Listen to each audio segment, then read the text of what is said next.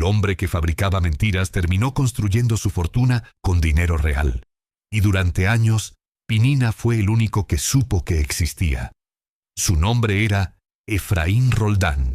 Y si alguien hubiera visto su rostro en los años 80, jamás lo habría recordado. No tenía cicatrices, no tenía armas, no tenía escoltas. Era bajo perfil incluso para Medellín, una ciudad donde desaparecer era casi un talento. Efraín nació en 1953, en una ladera del nororiente de la ciudad, en una casa de madera húmeda y techo de zinc que sonaba como un tambor cada vez que llovía. Su padre murió temprano. Su madre limpiaba casas. 6 hermanos compartiendo 2 camas y una olla que casi nunca estaba llena. La pobreza no era una etapa, era el paisaje. Pero Efraín tenía algo distinto. Desde niño podía copiar cualquier cosa con una precisión inquietante. Firmas, sellos, números, documentos. Dibujaba billetes por juego, no para usarlos, sino por obsesión. Le fascinaba que una línea mal hecha pudiera arruinarlo todo. Que el detalle más pequeño fuera el que separara lo real de lo falso. A los 15 años, dejó la escuela. No porque no pudiera aprender, sino porque había que comer. Consiguió trabajo en una imprenta del centro de Medellín.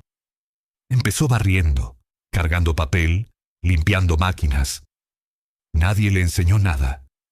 Él aprendía mirando. Observaba cómo los maestros mezclaban tintas, cómo calibraban prensas, cómo una presión mínima podía cambiarlo todo. En silencio, se volvió indispensable. A los 20 años ya hacía los trabajos delicados, invitaciones oficiales, certificados, documentos que no podían fallar. Todo salía perfecto. Demasiado perfecto para alguien que seguía ganando una miseria. Mientras políticos firmaban papeles que él imprimía, mientras empresarios brindaban con tarjetas que él diseñaba, Efraín seguía viviendo en la misma casa, caminando las mismas calles, contando las mismas monedas. La rabia creció despacio, no explosiva, silenciosa. Efraín entendió algo antes que muchos. El sistema no estaba roto. Funcionaba exactamente como debía. Para que unos pocos ganaran, otros tenían que quedarse abajo. Y él estaba cansado de imprimir la riqueza ajena. En 1984, un hombre llegó a la imprenta preguntando por el que hace los trabajos más limpios. Traje oscuro, zapatos caros, reloj que costaba más que el salario anual de Efraín. No levantó la voz, no se presentó. Solo dijo una frase: necesito a alguien discreto. Efraín no preguntó para qué, preguntó cuánto. El hombre sonrió. Dijo una cifra que sonaba irreal. 5 veces lo que Efraín ganaba en meses, por un solo trabajo. Y agregó algo más inquietante. Y esto puede repetirse. No hablaron de detalles, no hablaron de nombres, se dieron la mano. Eso bastó. Una semana después, Efraín renunció. Dijo que se iba a trabajar fuera de la ciudad. Nadie preguntó. En Medellín la gente aprendía a no preguntar. Esa misma noche lo recogieron en una camioneta sin placas. Viajaron hacia las afueras, pasando retenes, subiendo por caminos que no aparecían en mapas. Cuando llegaron, Efraín entendió que no había marcha atrás. La finca estaba rodeada de muros altos, cámaras, hombres armados. No eran policías, no eran militares, eran algo peor, eran del cartel. Dentro no había lujo, había orden, máquinas, mesas, cajas selladas, un lugar hecho para trabajar, no para vivir. Aquí vas a quedarte, le dijeron, mientras seas útil. Efraín no preguntó cuánto tiempo. No preguntó qué pasaba si decía que no. La respuesta estaba en los fusiles apoyados contra la pared.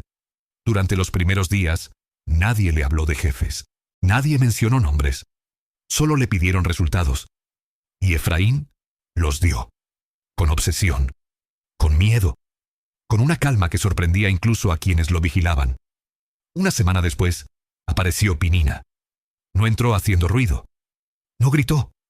No amenazó. Se quedó parado observando.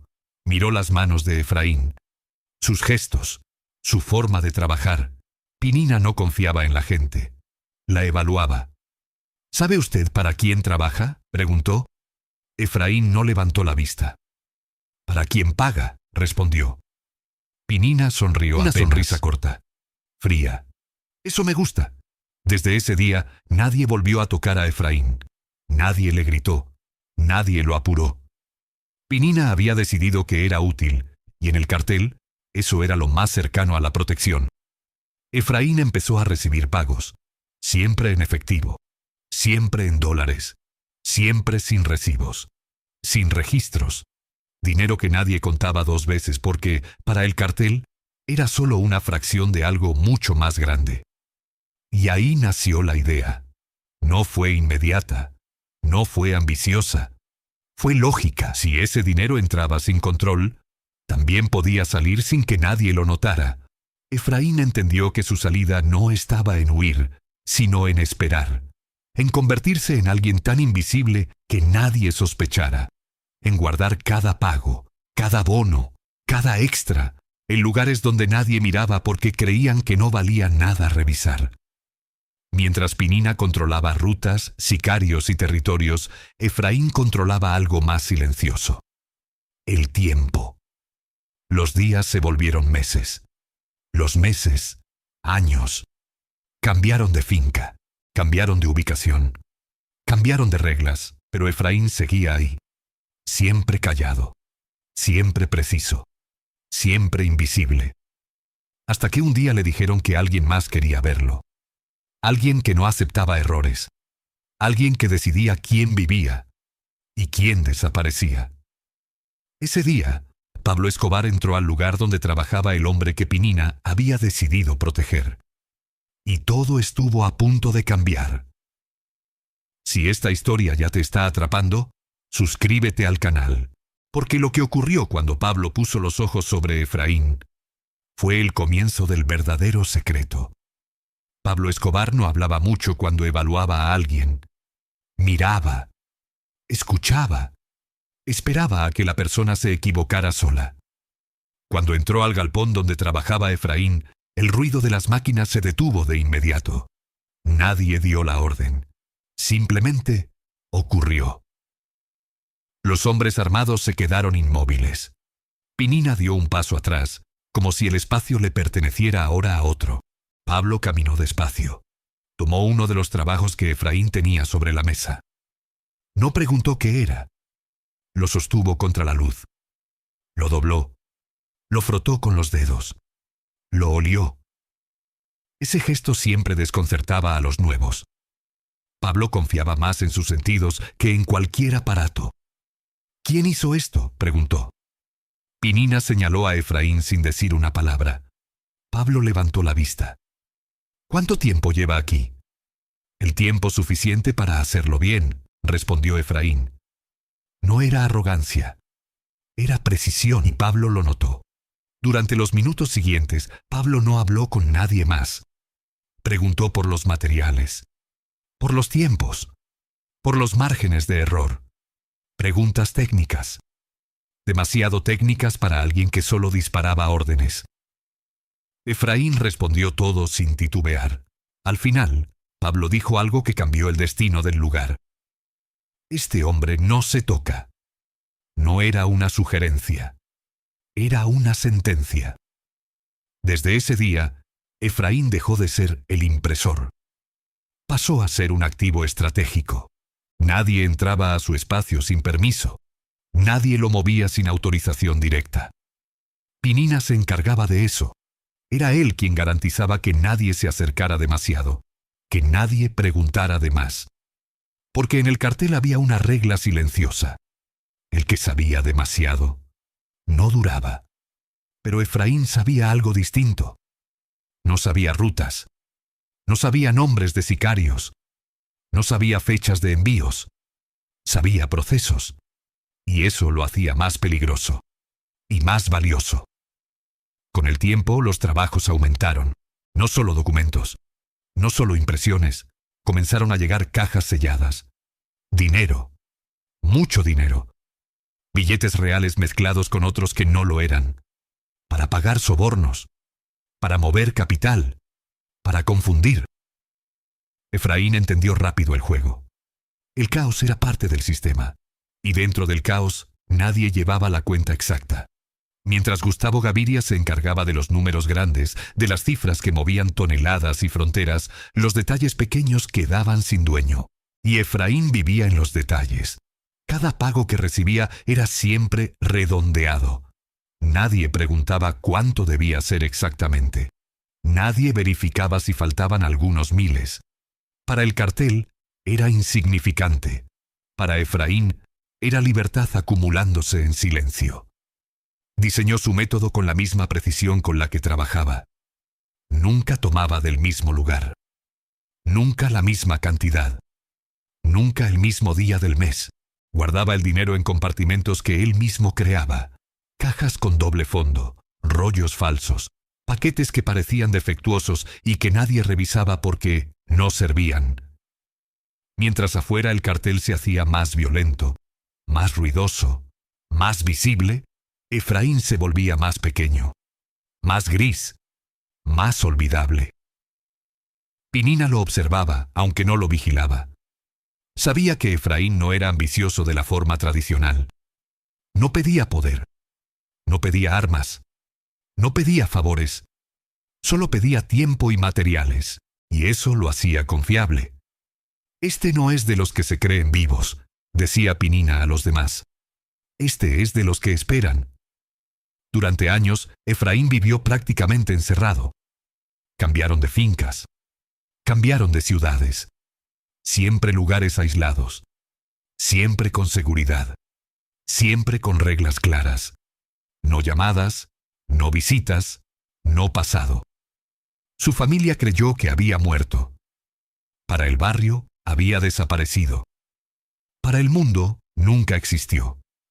Pero su dinero sí. Cuando comenzaron los golpes más duros contra el cartel, cuando el bloque de búsqueda empezó a cerrar el cerco, todo se volvió más tenso. Los traslados eran constantes. Los laboratorios se movían. Los escondites se improvisaban. Y en ese caos, Efraín siguió haciendo lo mismo. Trabajar, cobrar, guardar. Una noche, después de un traslado apresurado, Pinina se quedó más tiempo de lo habitual. Observó cómo Efraín cerraba una caja. Cómo marcaba algo en una libreta que nadie más veía. ¿Nunca ha pensado en irse?, preguntó. Efraín no levantó la vista. Todos piensan en irse, respondió. Pocos saben cuándo. Pinina asintió. No insistió. Ese fue el momento en que Efraín supo que su tiempo estaba cerca. Porque cuando los hombres como Pinina, Asimbo Comando, hacían preguntas así, era porque el tablero estaba cambiando. La caída de Gustavo Gaviria confirmó todo. Con él muerto, los controles financieros se rompieron. Nadie sabía exactamente cuánto había. Nadie sabía exactamente dónde. Para el cartel era un problema. Para Efraín era la última fase del plan. Comenzó a preparar su salida sin prisa. Sacó lo necesario. Movió lo imprescindible. Dejó lo suficiente para no levantar sospechas. Porque salir de ese mundo no era correr. Era desaparecer. Y cuando Pablo cayó, Efraín no celebró. No lloró. Solo cerró la última caja. Había ganado algo que nadie más en el cartel tuvo. Tiempo para decidir su destino.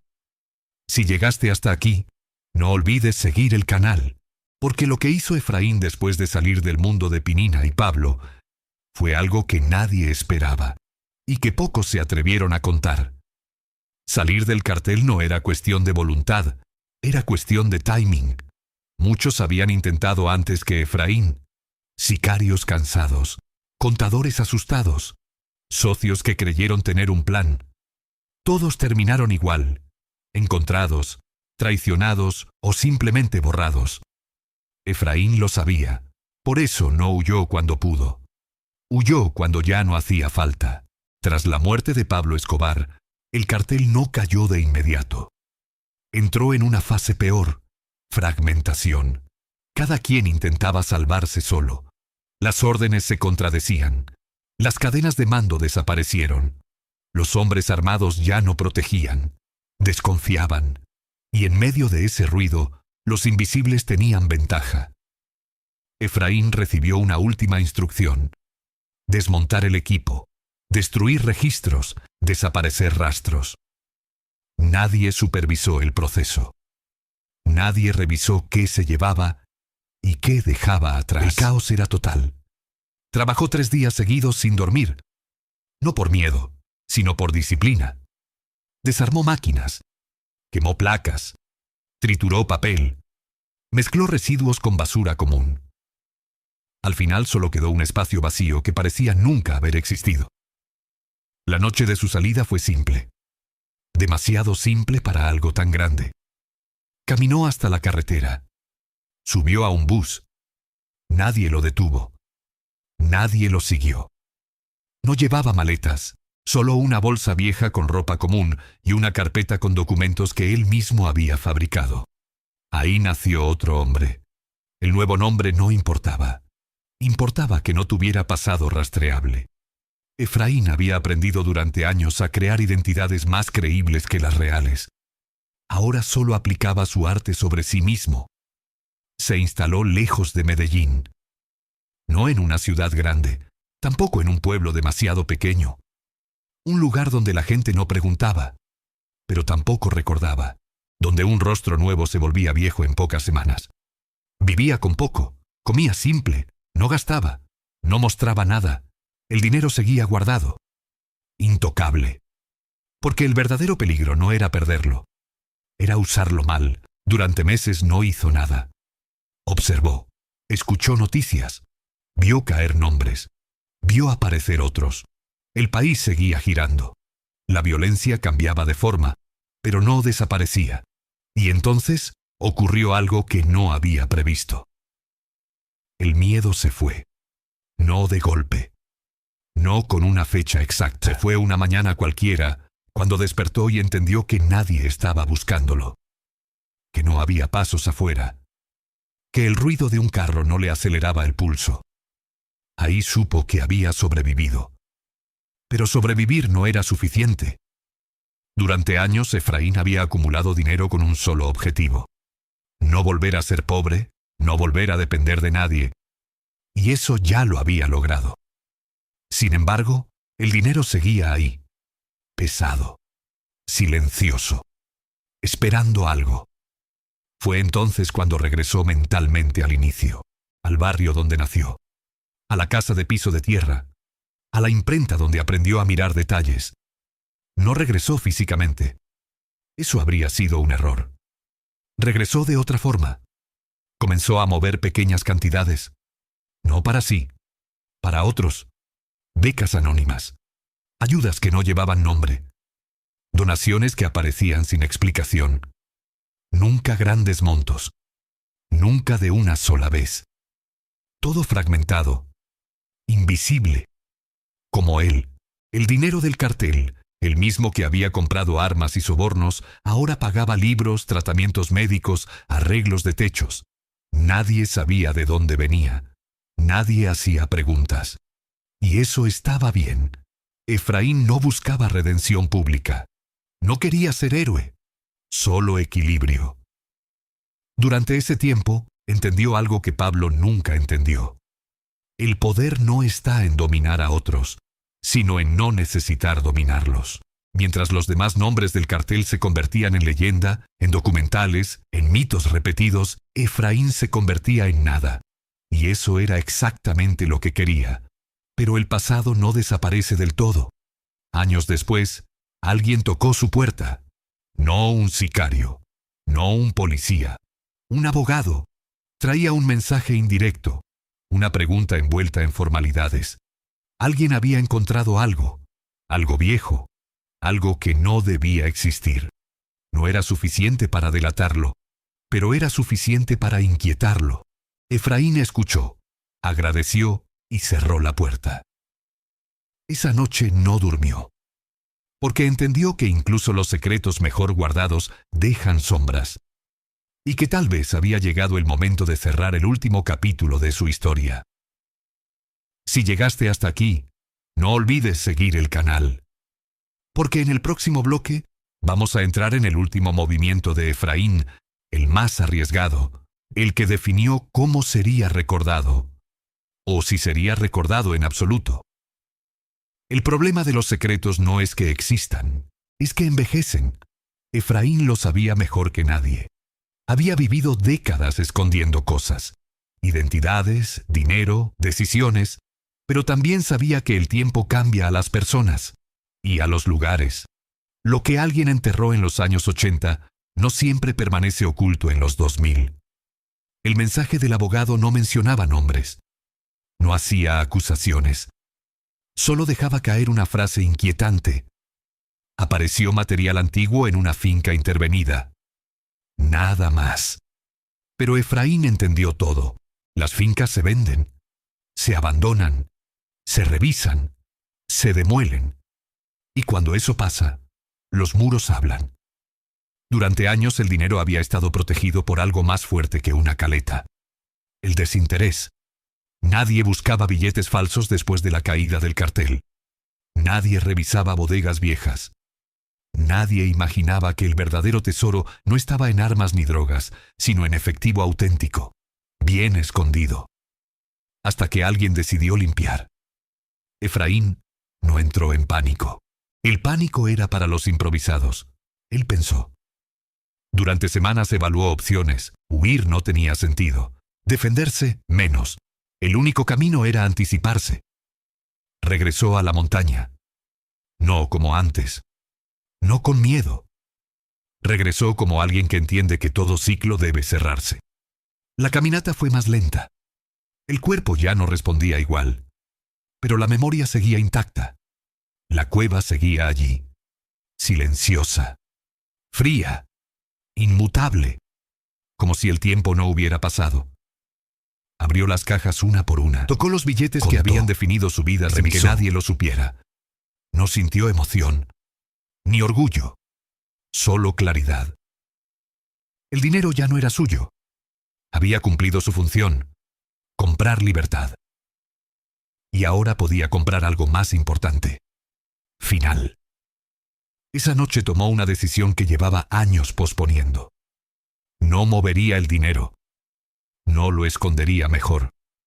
No lo fragmentaría más. Lo entregaría. Pero no a un banco. No al Estado. No a nadie que pudiera usarlo para lo mismo de siempre. Lo entregaría de la única forma que garantizaba silencio y continuidad, a través de estructuras que no preguntan de dónde viene el dinero, solo a dónde va. Fundaciones. Proyectos educativos. Programas de salud rural. Todo a través de intermediarios que jamás conocerían su nombre real. El proceso tomó meses. Fue lento, meticuloso, casi quirúrgico. Exactamente como él trabajaba. Cada transferencia estaba diseñada para no levantar alertas. Cada donación fragmentada.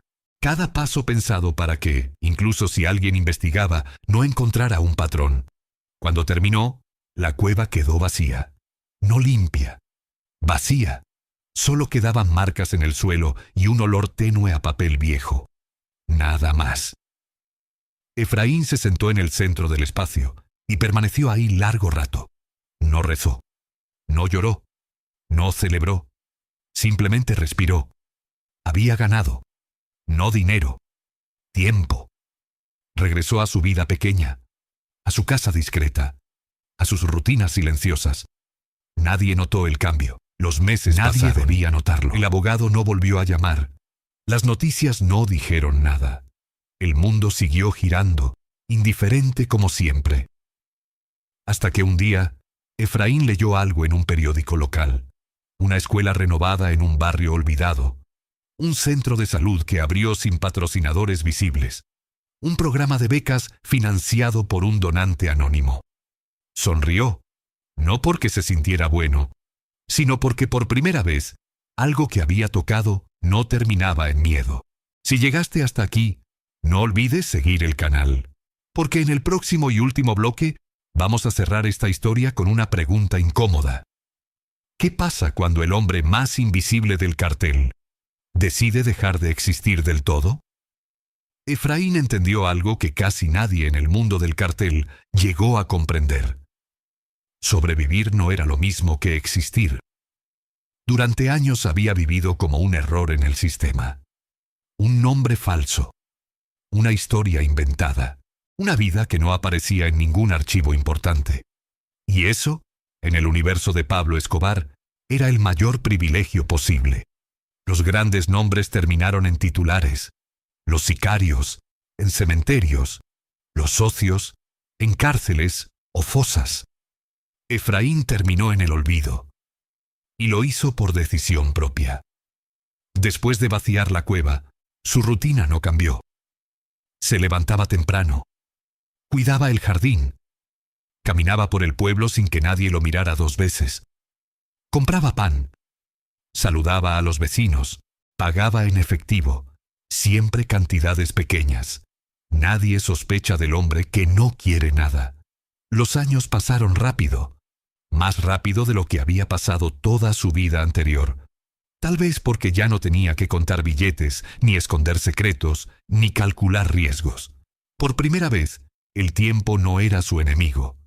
Un día, mientras arreglaba una cerca, un joven se acercó a agradecerle. No sabía quién era. Solo sabía que había recibido una beca, que sin esa ayuda habría dejado la escuela, que ahora pensaba estudiar ingeniería. Efraín escuchó en silencio. No dijo nada. No explicó nada. No corrigió nada. Cuando el muchacho se fue, Efraín se sentó en una piedra y miró el horizonte. Pensó en el niño que había sido. En el billete dibujado a los 8 años, en la imprenta, en las máquinas, en Pablo Escobar examinando un dólar falso bajo la luz. Todo parecía pertenecer a otra vida, a otro hombre. Esa noche, por primera vez, durmió sin soñar. No hubo confesión final. No hubo entrevista. No hubo libro. Cuando Efraín murió, años después, en silencio, el pueblo lo recordó como un hombre tranquilo, reservado, amable. Nadie reclamó su cuerpo. Nadie preguntó demasiado. En la casa solo encontraron ropa sencilla, papeles sin importancia y una libreta vieja con una sola frase escrita a mano. El dinero solo sirve cuando deja de ser un secreto. Nada más. Nunca se descubrió oficialmente quién había financiado las becas. Nunca se conectaron los proyectos. Nunca apareció el nombre real detrás de las donaciones, y eso era exactamente lo que Efraín quería. Porque su verdadera obra no fueron los billetes falsos que engañaron al mundo, sino el dinero real que nadie pudo rastrear, usado para algo que el cartel jamás entendió. Construir sin exigir nada a cambio. Si esta historia te atrapó, no olvides seguir el canal. Aquí contamos las historias que no aparecen en los expedientes ni en los libros oficiales. Historias de hombres que cruzaron el mundo de Pablo Escobar y lograron salir sin que nadie notara su ausencia. Cuéntame en los comentarios qué te impactó más: ¿el talento para crear dinero perfecto? ¿El engaño silencioso dentro del cartel? ¿O el final, donde nadie supo quién fue realmente? Porque a veces el mayor triunfo no es el poder, es desaparecer después de haberlo tenido todo.